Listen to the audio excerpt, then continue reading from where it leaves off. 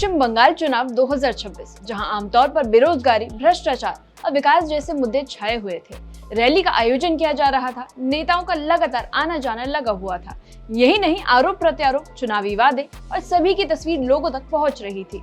लेकिन फिर अचानक सियासत ने एक बिल्कुल ही अलग मोड़ ले लिया, जब चुनावी जंग माछ भात यानी मछली और चावल के इर्द गिर्द घूमने लगी। अब बंगाल में ममता बनर्जी से लेकर बीजेपी के बड़े बड़े नेताओं तक हर कोई मछली के जरिए वोटरों तक पहुंचने और वोट बटोरने की कोशिश कर रहा है। अब ऐसे में सवाल तो कई है, लेकिन सबसे अहम सवाल ये है कि आखिर कैसे एक आम खाने की चीज चुनावी हथियार बन गई है, और क्या फिश पॉलिटिक्स सच में वोट बैंक की चाबी बन सकती है। आइए इस पूरी कहानी को आसान भाषा में समझते हैं। आप देख रहे हैं एबीपी और मैं साइमा परवीन। पश्चिम बंगाल चुनाव 2026 में इस बार सियासत का स्वाद बदल गया है। जहां आमतौर पर चुनावी बहस में बेरोजगारी, महंगाई और विकास जैसे मुद्दे होते थे, वहीं इस बार माछ भात यानी मछली और चावल सबसे बड़ा मुद्दा बनकर उभरी है। सुनने में ये थोड़ा अजीब लग सकता है, लेकिन बंगाल की राजनीति में ये पूरी तरह सच है। मछली यहाँ सिर्फ खाने की चीज नहीं, बल्कि लोगों की पहचान और संस्कृति का हिस्सा बन गई है, और यही वजह है कि अब ये चुनावी रणनीति का केंद्र बन गई है। हो सकता है कि दूसरे राज्यों के लिए माछ भात एक आम डिश या फिर टेस्टी खाने में से एक हो सकता है, लेकिन बंगाल के लोगों के लिए माछ और भात लोगों की जिंदगी का एक अहम हिस्सा है। यहाँ मछली खाना परंपरा, भावना और पहचान से जुड़ा हुआ है, और यही कारण है कि जब चुनाव आते हैं तो पार्टियां सिर्फ नीतियों की बात नहीं करती, बल्कि लोगों की भावनाओं को भी छूने की कोशिश करती है। और इस बार मछली उसी भावना का सबसे बड़ा प्रतीक बन गई है, जिसे हर पार्टी अपने तरीके से इस्तेमाल कर रही है। तृणमूल कांग्रेस यानी टीएमसी ने इस मुद्दे को सबसे पहले उठाया। मुख्यमंत्री ममता बनर्जी ने सीधे तौर पर आरोप लगाए कि अगर बीजेपी सत्ता में आती है तो वो नॉनवेज खाने पर पाबंदी लगा सकती है। उन्होंने इसे बंगाल की संस्कृति पर खतरे के रूप में पेश किया। वहीं मुख्यमंत्री ममता बनर्जी ने बयान दिया कि अगर बीजेपी सत्ता में आई तो बंगाल में मछली, मांस या अंडे की बिक्री और खाने पर रोक लग जाएगी। उन्होंने बिहार में बीजेपी एनडीए सरकार में रमजान के दौरान खुले मांस बिक्री पर अस्थायी पाबंदी का हवाला दिया और कहा कि बीजेपी सत्ता में आई तो बाजार में मछली मांस नहीं बिकेगा। बंगाल माछ भात पर जीता है, वो आपके मछली, मांस, अंडे भी खाने नहीं देंगे। ममता बनर्जी ने बार बार कहा कि बंगाल माछ भात पर चलता है, और अगर इसे छीन लिया गया तो ये सिर्फ खाने की बात नहीं, बल्कि पहचान का सवाल बन जाएगा। वहीं ममता बनर्जी के इस बयान का असर तुरंत दिखाई दिया। चुनावी रैलियों में माछ भात चर्चा का मुख्य विषय बन गया।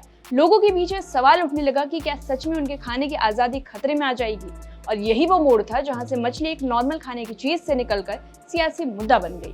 टीएमसी ने इसे एक चुनावी हथियार की तरह इस्तेमाल करना शुरू कर दिया। अब बात करते हैं बीजेपी की रणनीति की, तो टीएमसी ने जो शुरू किया, बीजेपी ने उसका तीखा जवाब दिया। टीएमसी के आरोपों के बाद बीजेपी ने तुरंत अपना रुख बदला। पार्टी ने साफ करने की कोशिश की कि वो बंगाल की संस्कृति के खिलाफ नहीं है। बीजेपी नेताओं ने खुलकर मछली खाना शुरू किया और इसे कैमरे पर भी दिखाया, और इसका मकसद साफ था, ये दिखाना कि बीजेपी बंगाल की परंपराओं का सम्मान करती है और लोगों की जीवन शैली में कोई दखल नहीं देना चाहती। इतना ही नहीं, बीजेपी उम्मीदवारों ने मछली को प्रचार का हिस्सा भी बना लिया। कुछ नेताओं ने हाथ में बड़ी मछली लेकर प्रचार करते नजर आए, तो कुछ ने मछली जुलूस तक निकाल दी। ये एक तरह का संदेश था कि पार्टी बंगाल संस्कृति से जुड़ी हुई है, और इस तरह मछली सिर्फ खाने की चीज नहीं रही, बल्कि एक राजनीतिक संदेश बन गई। हाल ही में पूर्व केंद्रीय मंत्री और स्टार प्रचारक अनुराग ठाकुर मंगलवार को मछली भात खाते नजर आए। अनुराग ठाकुर ने कहा कि हम मछली और भात खा रहे हैं। बीजेपी की 16 राज्यों में सरकार है, एनडीए की 20 राज्यों में सरकार है, और कहीं भी खाने पर कोई पाबंदी नहीं है। उन्होंने ममता बनर्जी पर चुनावी लाभ के लिए डर और अफवाहें फैलाने का आरोप लगाया। यहाँ मांस भी है, मछली भी है, भात भी है, सब खा रहे हैं। भाजपा की 16 राज्यों में सरकार है, एनडीए की 20 राज्यों में सरकार है। एक जगह भी कोई प्रतिबंध नहीं है किसी के बोलने पर, खाने पर, पूजा पर, कोई प्रतिबंध नहीं है। They are free to eat, they are free to speak, and they are free to follow any religion they want to.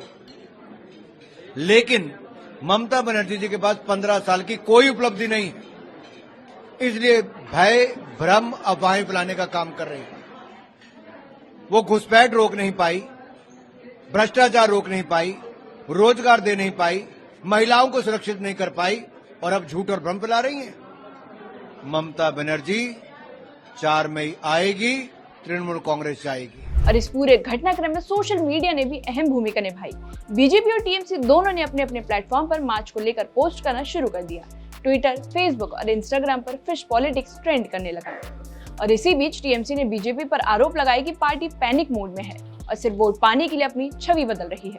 वहीं टीएमसी के नेताओं का कहना है कि बीजेपी की विचारधारा बंगाल की संस्कृति से मेल नहीं खाती, इसलिए वह मजबूरी में खुद को बदलने की कोशिश कर रही है और इसी बयानबाजी ने चुनावी माहौल को और ज्यादा गर्मा दिया। वहीं बीजेपी ने इन आरोपों को सिरे से खारिज कर दिया है। पार्टी का कहना है कि मछली या मांस पर किसी तरह की पाबंदी लगाने का कोई इरादा नहीं। वहीं बीजेपी नेताओं ने इसे टीएमसी की डर की राजनीति बताया। उनका कहना है कि इसलिए मुद्दों से ध्यान भटकाने के लिए इस तरह की बातें फैलाई जा रही हैं। अब आंकड़ों की बात कर लेते हैं तो बंगाल में हर साल लाखों टन मछली की खपत होती है। विश्व बैंक के आंकड़ों के मुताबिक बंगाल में हर साल करीब 8.36 लाख टन मछली की खपत होती है, जो राष्ट्रीय औसत से लगभग दोगुनी है।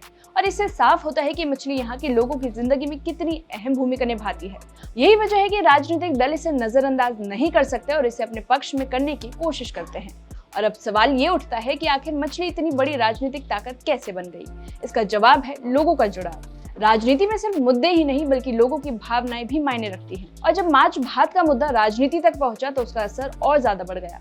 अब ऐसे में टीएमसी से संस्कृति और पहचान का सवाल बनाकर वोटरों को जोड़ने की कोशिश कर रही है। वहीं बीजेपी इसे लेकर अपनी छवि सुधारने और लोगों का भरोसा जीतने में लगी है।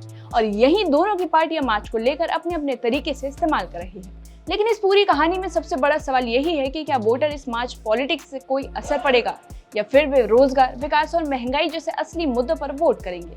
ये चुनाव सिर्फ पार्टियों के लिए नहीं बल्कि मतदाताओं के लिए भी एक बड़ा फैसला साबित होने वाला है। इस मामले पर आप क्या सोचते हैं? कमेंट सेक्शन में कमेंट करके बताइए।